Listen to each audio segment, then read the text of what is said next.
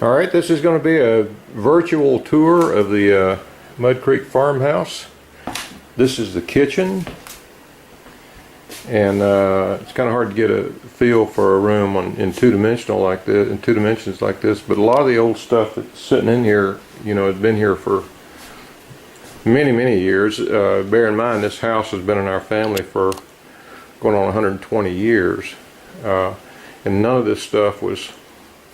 I mean, it's been modernized since since it was bought. Obviously, much of it didn't last for years. Since my grandmother and my aunt died, and my sister has spent a ton of money just keeping the place up and improving it and whatever. So, however basic it is right now, it's much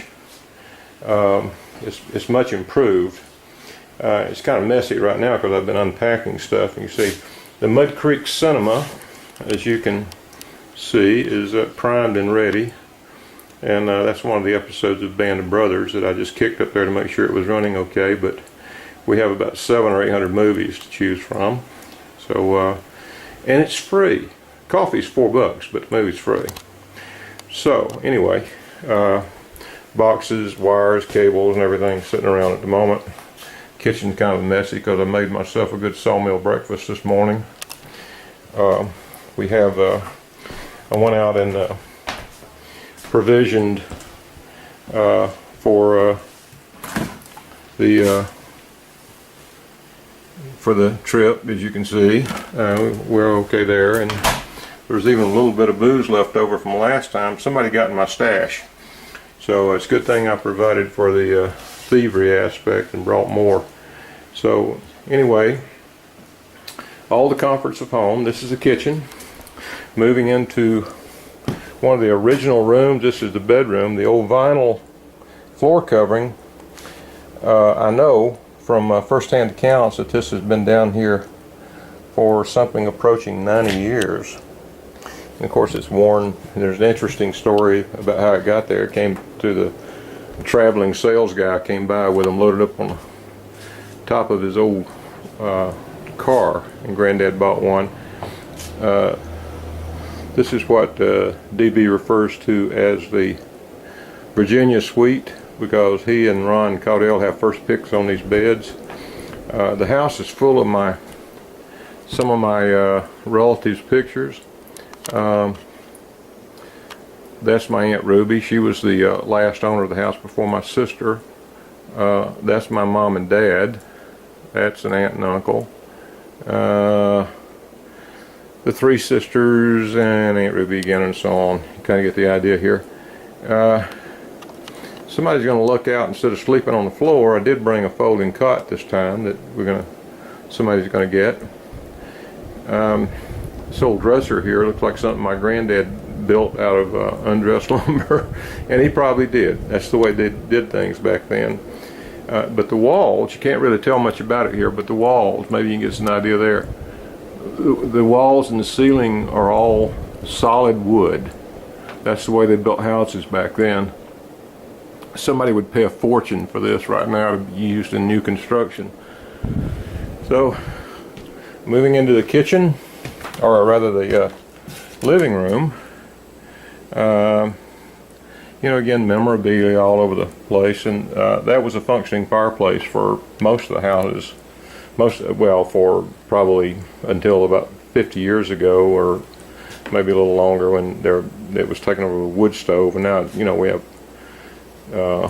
propane gas heat. We don't get natural gas out here, but you know, just pretty basic stuff. And my sister is, you know, spent a little time. My grandmother would think this is a mansion if she saw it now. This is my Aunt Ruby's sewing machine, a treadle-mounted sewing machine. It probably had an electric motor on it at one time. It's probably been taken off, but there are a couple of these here. One belonged to my mother, and going here, this is the Joe Austin suite. Joe only takes up half the bed, so if somebody cared to bunk in with him, knowing Joe, I'm sure he'd be generous and allow that. And you see all these rooms, they're not really private. All the doors connect into each other, such as the way houses were built back then. When the house was first built, the kitchen that we saw was a porch, and the 3 rooms that we've seen, the double bedroom, the living room, and this room were the only 3. What was built onto the house is this room, which was another bedroom in its time, and of course the bathroom. Pardon the mess, I have not cleaned up after myself very well today, but we do have a full bath with a small shower, all the comforts of home.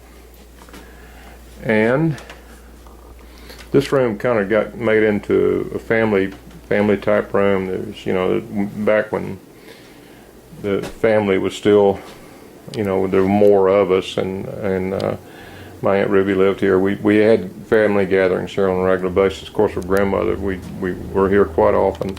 As kids, we were here in the summertime a lot. But this became a room where, you know, the folks would sit around and play the piano and sing hymns. You know, we've got plenty of pictures and some videos of doing that. Now, this is Parson's room in here, so-called because the traveling parson back then, it's not just in this house, in many houses, traveling parson would be given room and board as part of his compensation. And that, by the way, is a crib that my dad made. And I don't know if I ever slept in or not, but I know my younger sister did. And an old homemade bookcase there, and it's stuffed full of period hymnals and whatever, and kind of rustic stuff on the wall. If you notice, the Parsons room I started to explain is a room that was built on with a private access, so the parson could leave and enter at his own schedule without disturbing the rest of the family. And some of this old furniture in here is probably dated before the house. Now, this is another of those. This was my mother's machine, I know, because it had a electric motor retrofit onto it. The other one belonged to my Aunt Ruby. This was my mother's. But you know, that was a important implement to have around the house. This room is air conditioned. This is the room I sleep in. Those other guys can look out for themselves. And I just installed that air conditioner, in fact, because the old one blew out on us. So I brought this one down and put it in. So there you have it.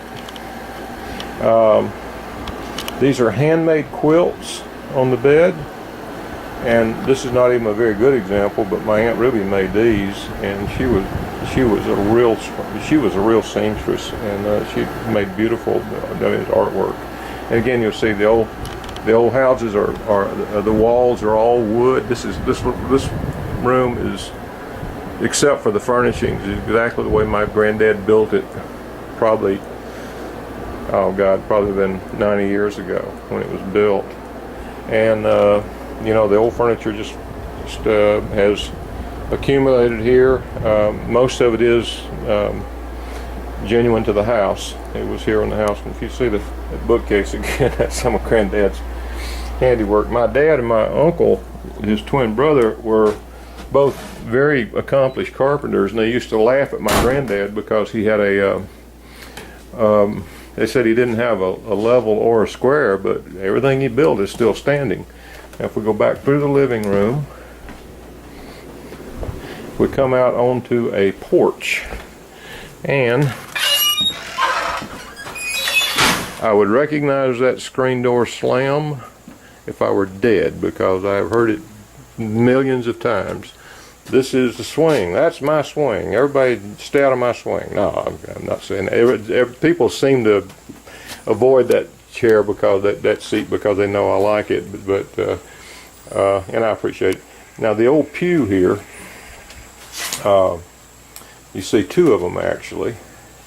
That actually was one pew at one time, the church pew, and it came out of the old Mud Creek Baptist Church, which is over, well, it's going on 200 years old. It was, they will have their 200th anniversary in 2 years. It was started in 1815. And this is nothing special here, just a porch. And of course, there's the Mud Creek tractor, which I could not get cranked this morning because I flooded it. And there's the Mud Creek motorcycle, which I did get cranked. Finally got it off the trailer. And you see it's an old air conditioner dumped out on the ground. I had to clean up in a minute. That's Grandma's garden. And that's where Mark Williams will be camping when he comes down, if he pulls his trailer. And you know, with Dick Frazier camped there and a couple other people. And around the old house itself is, you know, it's just a clapboard house. That carport was not there until my Aunt Ruby moved out here late in the history of the house and built it on because she didn't want a car out the side, but or in the elements. If you'll notice, the house is underpinned, but you can also see the original pilings there, and that's what it was built on. Houses of that era usually did not have foundations, and this was no exception. So anyway, the backyard, nothing special again, just a backyard. Still standing out here is my grandmother's old wash house. I can remember as a kid her actually using this. This is where she, you know, washed her clothes, and it also had a smokehouse out here too. So around the back of the house, you know, just an old tin roof house. Doesn't look like much, but it is underpinned and it's warm now, thank goodness. Those old blocks have been there for as long as I can remember, probably as long as the house has been there. And this is the side of the house going up to the porch. Now, when I was a kid, my granddad, you see across the street those houses, that land that goes back over through there and out to the side, this was all farmland, and Granddad plowed it with a mule. The acreage was divided between corn and cotton, and he raised cotton as a money crop. And he always hated Franklin Roosevelt for telling him how much he could grow, and I don't blame him. I guess that's he should have hated him for telling him how much he could grow, no matter how well intentioned it was. But the front of the house,